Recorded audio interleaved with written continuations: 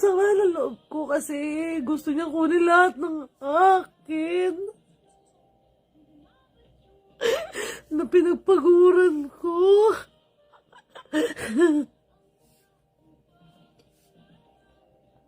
Alam mo yun? Simula naging Madam Kilay ako, parang utang na loob ko daw sa kanya yung narating ko.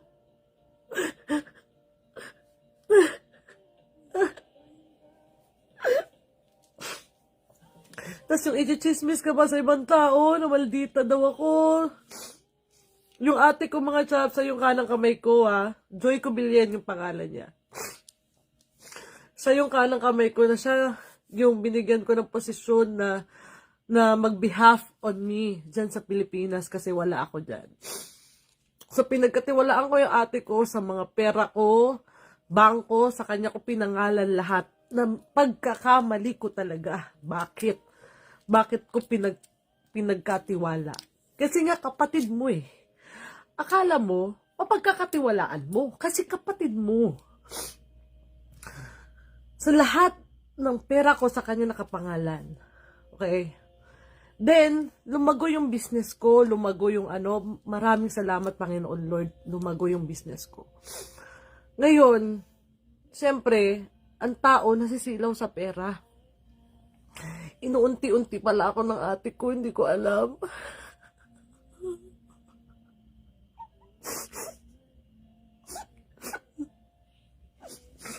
Tapos, ngayon, gusto ko nang kunin yung akin. Ako pa yung luluhod.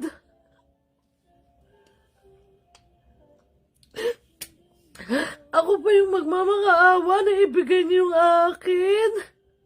Milyon yung pera ko na gusto niya maging kanya. Hindi lang yun eh. Mga chaps, ang sa akin lang naman. Bakit kailangan ko pang lumuhod? Diba? Simulat sa pulang ate ko, sinasahuran ko mga chaps. Every month. Monthly. May sahod yan siya. Monthly. Ang trabaho lang ng kapatid ko is pumunta ng bangko, mag-withdraw, magpasahod sa mga empleyado ko. Pero may sahod din siya. Bukod pa yung pamasahin niya, bukod pa yung panggas na nilang mag-asawa, bukod pa yung pagkain nila, iba pa yun. Bukod pa yung hindi ko alam na miscellaneous pag nagpapa-withdraw ko ng cash. Kunwari may papabili ko, pag ganyan-ganyan, hindi ko alam kung may kinukupit ba doon. Wala na, hindi ko nabilang yun eh. Siyempre, malay ko ba doon? Diba? Wala na akong doon. Tsaka hindi ko naman na binibilang kahit pa isa-1,000 eh. Kasi kapatid ko nga, dahil pinagkakatiwalaan ko nga, diba? And then, nung eto na, mga chaps, nalaman ko, nagsimulat sa pool, pati stocks, ninanakawan ako sa mga product ko. Hindi naman ako ganun eh. Kasi, sa totoo lang, lahat, simulat sa pool, pasan ko ang pamilya ko, mga chaps. Pero hindi ako nagreklamo. Breadwinner ako ng pamilya ko, never ako nagreklamo.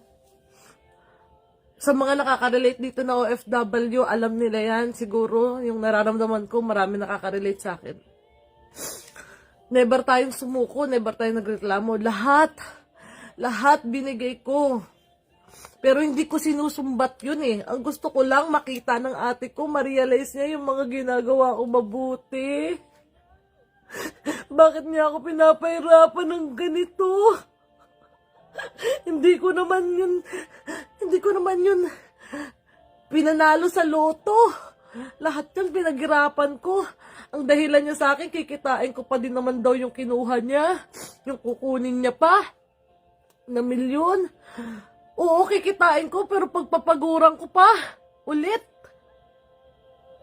Kikitain ko, pero pagpapaguran ko pa ulit. Hindi nila iniisip yun. Hindi naman ako habang buhay vlogger. Hindi naman ako habang buhay kumikita ng ganito. Napapagod din ako. 'Di ba? Napapagod din ako. Sinasabi ko to sa social media kasi mga chat, napapagod ako, hindi ko siya makontak. Kaya gusto, ito lang yung way na maparating ko sa kanya, yung sama ng loob ko kasi hindi niya ako kinakausap. Ito lang yung way na maparating ko sa kanya, ma-realize niya, Panginoong Lord, gisingin yung utak ng kapatid ko, nalalaso na yata. Kasi may mga nagsusulsul sa kanya.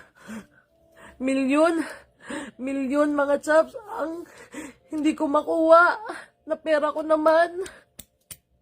Marami ako pinapasahod na tao.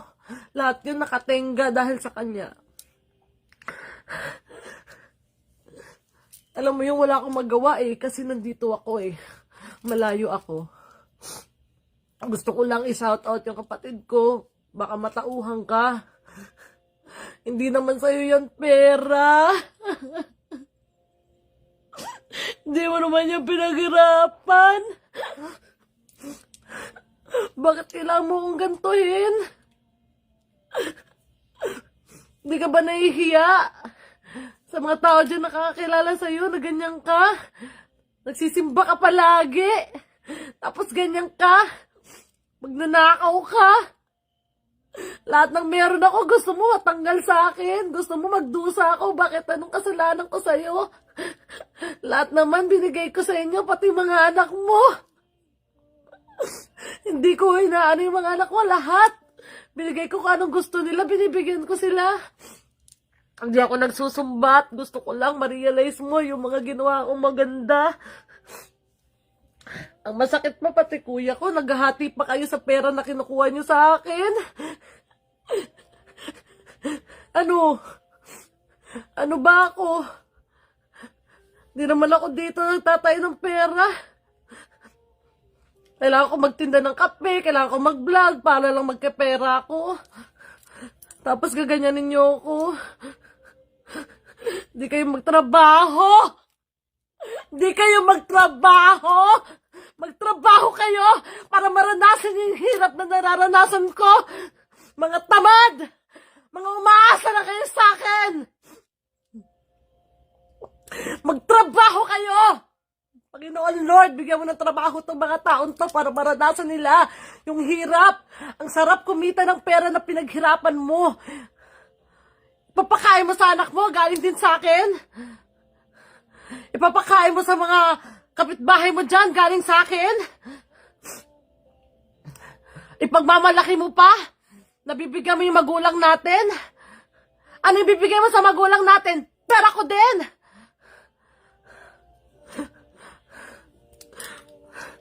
Mga easy money, gusto ninyo pahiyaan? Go! Real talk sa mga tamad. Tangina nyo. Magtrabaho kayo, wag kayo aasa sa isang tao. Porque binibigyan kayo, porque sinusuportahan kayo. Mag-ano kayo sa sarili nyong paa. Hindi yung ganyan. Na tinitake advantage nyo yung taong tumutulong sa inyo, porque meron. Tas anong gagawin mo dyan sa pera ko? Sasabihin mo, pampuhunan mo? Pampuhunan mo, galing sa nakaw?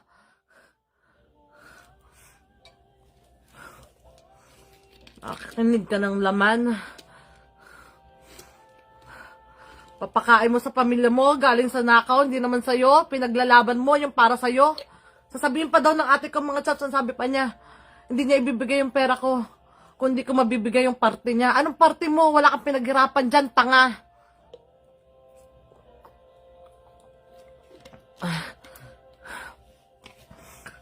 Ang pangalan ng ate ko, Joy Cubilien. Search nyo. Para matauhan siya. Lahat ng meron ka. May sasakyan ka. Galing sa akin yan. Mga alahas sa suot mo, galing din sa akin yan Lahat yan sa mga kupit mo. Sabihin mo pa wala ka ninakaw. Makikita ko yung bangko ko. Ang pagkakamali ko lang talaga mga chaps, winangalan ko sa kanya. Nanginginig ako mga chaps.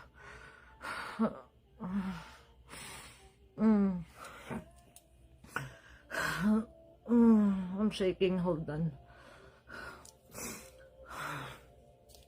Wala akong magawa kasi kakabalik ko lang galing Pinas eh. Kakauwi ko lang dito, sinamantala mo pa. Napagbalik ko rito, kukunin mo sa akin. Tapos ngayon, naglalagay ka sa account mo ng 2.5 million! 2.5 million, pera ko yon! Bakit kinukuha mo yon? Pera ko yon! 2.5 million! Pera ko! Tapos mag-withdraw ka pa ng 500,000 galing din sa pera ko! Kapal na mukha mo talaga!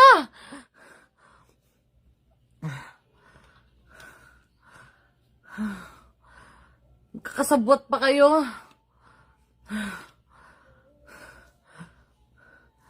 Marunong ko magpatawad. Kung kakausapin mo lang ako, patatawarin naman kita eh. Kasi kapatid kita eh. Pero hindi na ako magtitiwala sa'yo. Kausapin mo lang ako. Kausapin mo ako kung bakit ba? Bakit mo to ginagawa sa akin?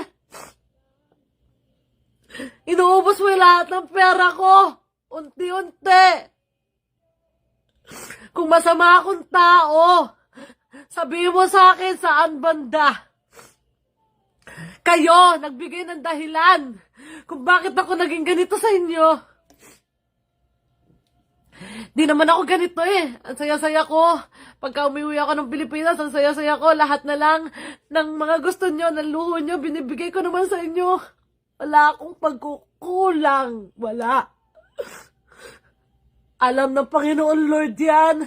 Wala akong pagkukulang. Nakakapagod. Kasi sarili mong kapatid, masakit.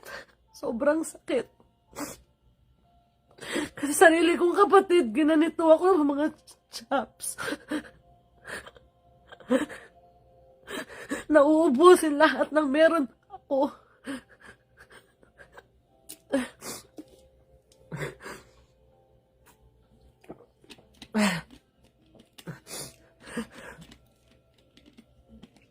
Pati mga anak niya, hindi ko dinadama yung mga bata, pero sana maisip niya yung mga anak niya, yung mga tulong ko sa mga anak niya. Kung masama akong tao, yung isang anak niya na nakatira sa bahay ng anak ko, na pinapatira ko sa bahay ng anak ko ngayon. Kung masama akong tao, dapat pinalayas ko na, pero hindi ako ganong tao. Dahil mahal ko yung mga anak niya. Sa lang ang may problema.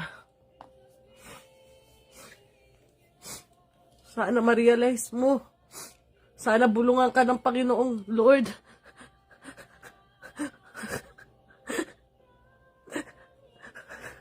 Bigyan pa ako ng lakas. Ayokong magkasakit. 8 months pa lang yung anak ko. Parang gustong-gusto mo na ganun mangyari sa akin para makuha mo lahat ng meron ako eh.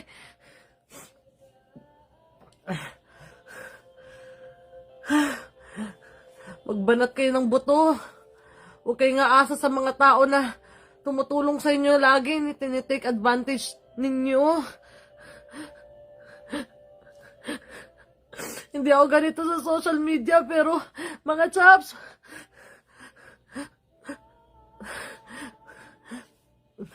hindi ko kasi makausap yung ate ko eh. Binlock niya ako.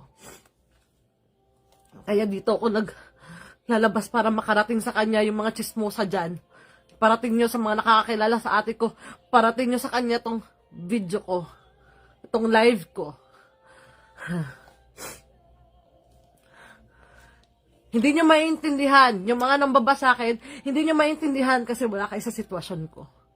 Mga chaps, kung nasa sitwasyon ko kayo, hindi nyo kakayanin. Sa tinagal-tagal ng panahon, hindi pa ako madamkilay. Mahal ko ang pamilya ko. Kung anong meron ako, sinishare ko sa kanila. Hindi ako nagko-content dito about sa pamilya ko simulat sa pool kasi ayoko ng ganun. Pero ngayon, I'm burned out. I'm totally burned out.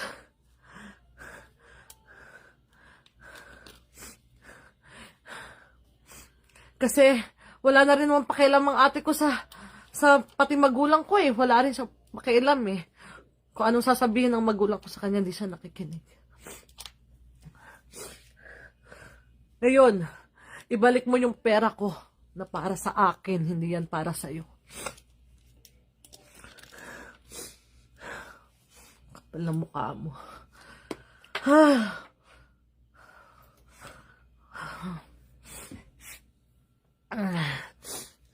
Meron pa siyang 2.5 million na kinuha na yata niya kanina. Kung di pa tumawag sa akin yung bangko, di ko pa malalaman. May mga sarili kayong desisyon.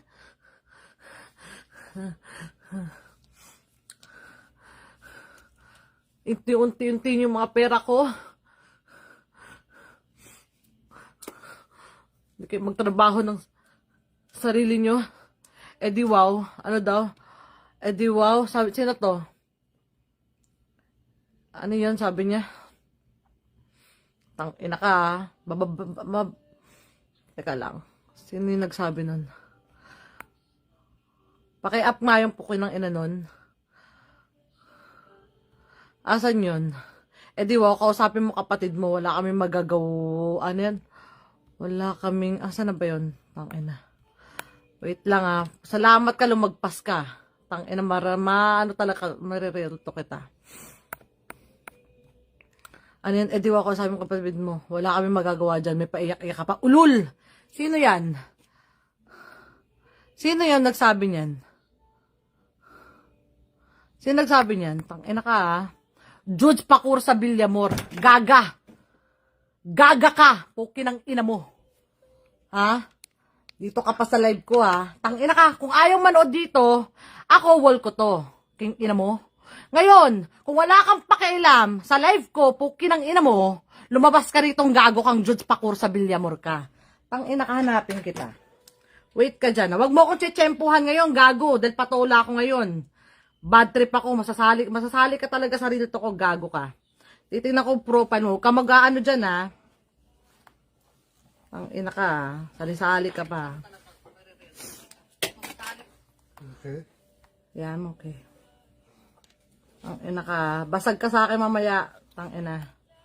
Out of the topic ka, gago ka. Gusto mo sa'yo mapunta yung pansin ko? Judes Pakursa Villamor. Ito ba yun? Judes Pakursa Kinemerot. Wag ka magdi-deactivate. Yung ina mo.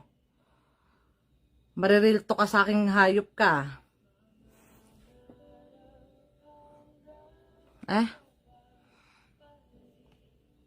Mamaya ka sa akin, gago ka.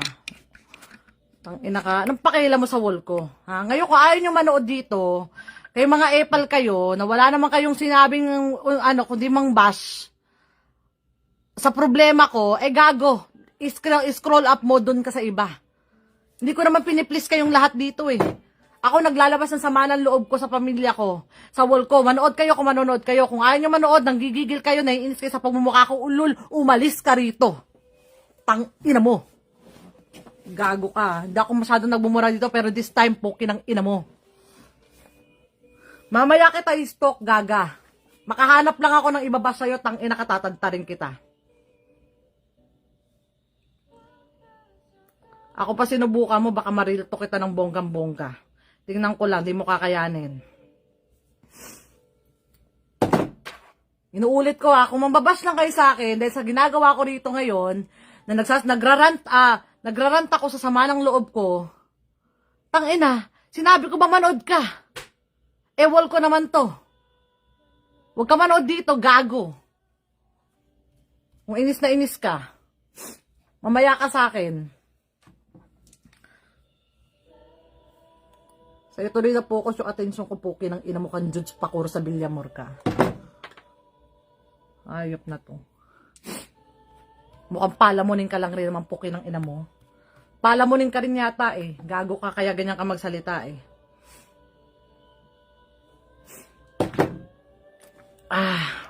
O baka galamay din yan ng kapatid ko, eksena niyang ano dyan.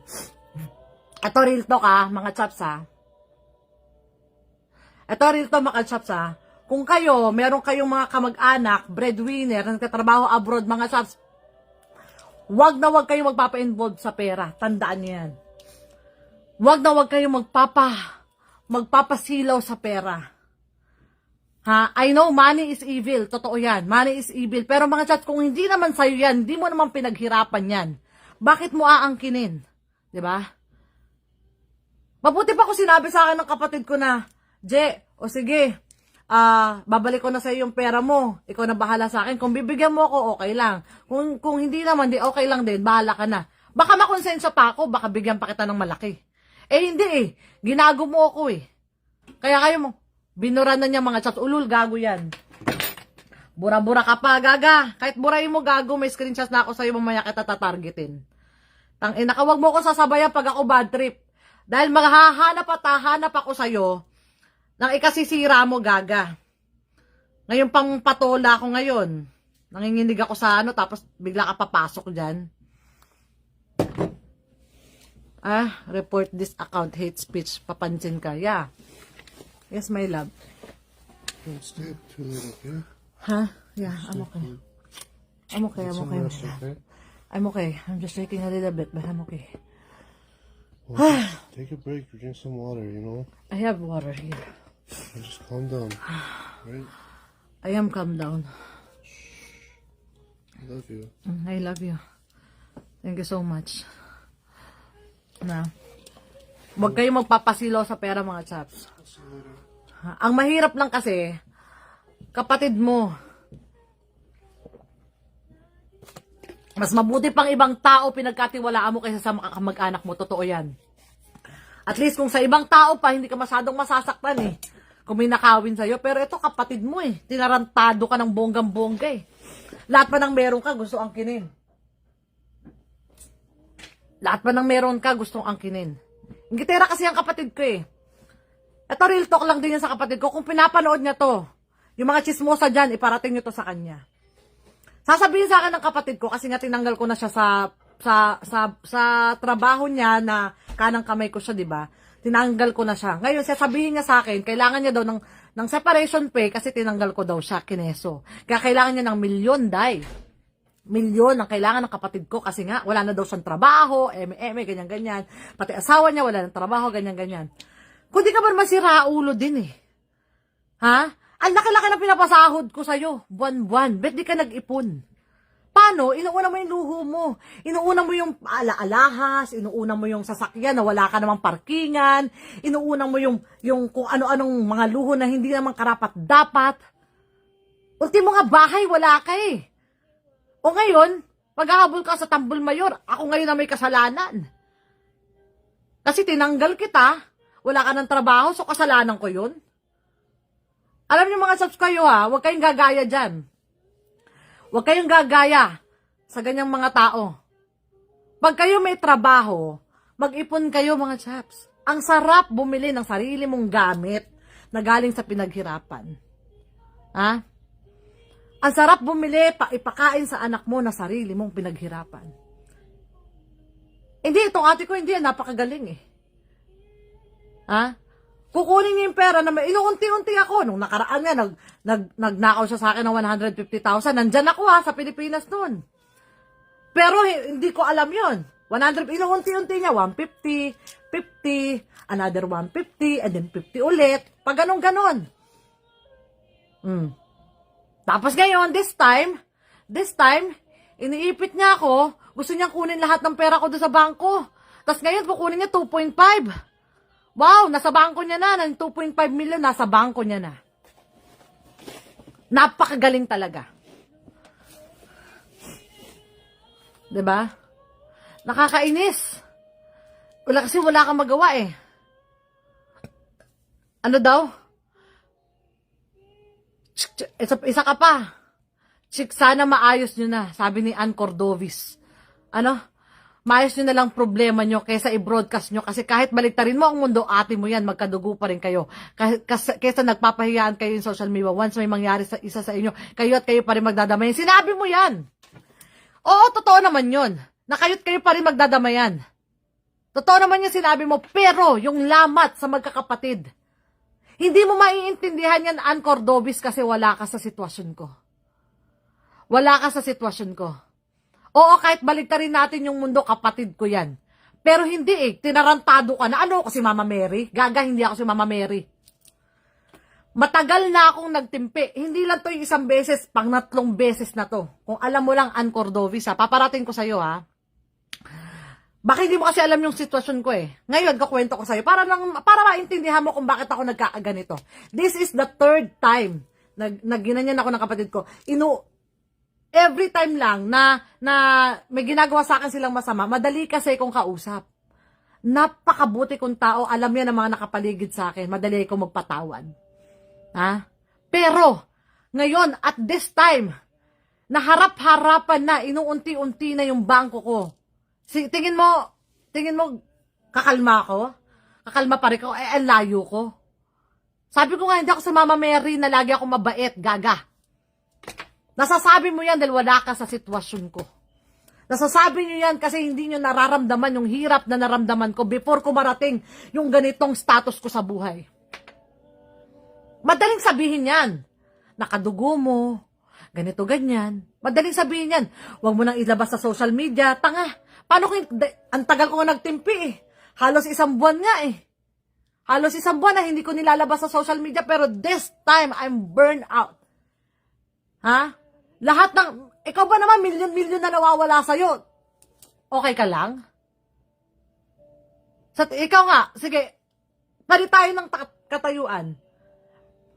Milyon-milyon na nawawala sa'yo, okay ka lang? Tapos binla ka pa, ayaw ka pa kausapin, okay ka lang? Sige nga, palit tayo ng sitwasyon. Siyempre, hindi. Diba? Hindi laging mabait ka, day. Huwag ganun. Ilang beses ka nang naging mabait. Pero as of this situation, I'm done. I'm done. I'm tired. Lahat ng tao may hangganan. Pag sobra na, sobra na. Kung meron kayo sasabihin dito na against sa sinasabi ko, siguraduhin yung tama yung sasabihin nyo, Kasi kung ibabash nyo lang ako, kaya naman sinasabi nyo na, for the content, o kaya sinasabi nyo, bakit ka pa nagyayaw dito sa social media, keme, binlock ako ng ate ko eh. Kaya ako na ganito, para iparating sa kanya kayo na magparating, kasi ayaw niya akong kausapin. Ayaw niya akong kausapin, pati magulang ko nadadamay na. So, this is the way para makarating sa kanya yung gusto kong sabihin. Hindi niyo maintindihan kasi wala kayo sa sitwasyon. Madam, bakit po may access siya sa bangko ko? Kasi nga ganito, pinagkatiwalaan ko siya. Okay? Nag-uumpisa pa lang ako sa business, nag-uumpisa pa lang ako ng Madam Kilay. Ang pagkakamali ko, na alam ko naman na pagkakamali ko, pinangalan ko sa kanya yung bangko. Na hindi ako ang co-owner. Siya lang ang nakapangalan. Pero, pumapasok sa kanya, alam niya na hindi kanya yun pera. Alam din niya ng mga distributor ko and reseller ko. Alam nila na hindi yung kanya pera. Kasi dumadaan sa kanya. Pero, kasi nga kapatid mo, wala naman sa usapan namin, hindi ko naman akalain na pag ganito na pala kalaki yung business ko, ganito yung gagawin niya sa akin. Kasi nga, hindi ako nag-focus dun eh. Kasi nga, ang laki ng tiwala ako sa kanya eh. 'Di ba? Ang laki ng tiwala mo kasi nga kapatid mo. Ano to? Ann, sana okay ka lang ha, Ann Cordovis ha. Sana napaliwanag ko sa'yo ng maayos ha. Ann Cordovis, simula mo na mag-live. Simula mo na mag-live, Ann Cordovis. Sana okay ka lang din. Sa mga kasi hindi mo maintindihan yung sinasabi ko dito.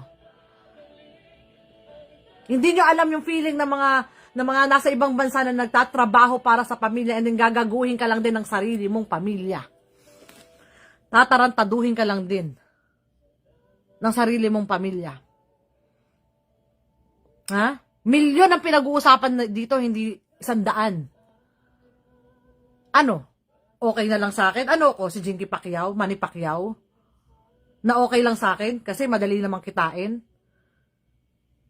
Makikitain ko yan, pero kakayurin ko pa. Bago ko kitain ulit. 'Di ba?